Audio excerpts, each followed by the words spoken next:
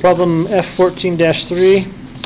The motor exerts a force of 600 plus 2s squared newtons on the cable.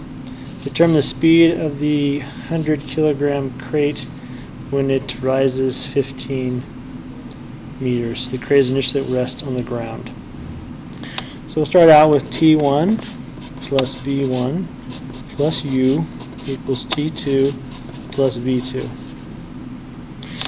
Now, T1 is when it is on the ground. So it's not moving. That is 0. It's on the ground. On MGH we can say H is 0, so that's 0. U, the work, is the work done by the motor, which is the force times the distance. The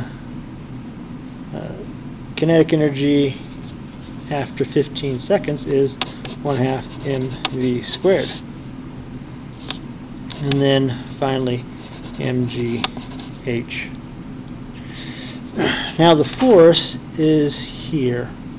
And so the force is dependent on the height of the load. And so it's increasing as it's raised up, so therefore we have to integrate from 0 to 15.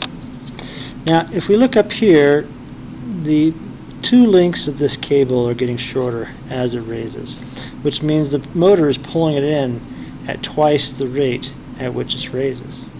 So the force times the distance is going to be 2 ds. The ds will be the 15 as we integrate from 0 to 15, and then 2 because it's twice as fast.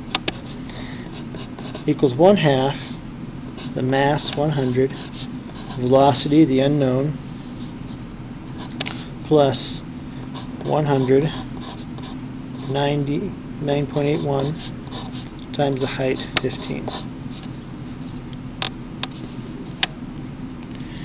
And integrating this, we get 2 600s plus 2/3 s to the third equals 50 v squared plus 14,715. Putting in from 0 to 15, putting 15 in for s, and we get 22500 equals 50 v squared plus 14,715. Solving for v, it equals 12.47 meters per second.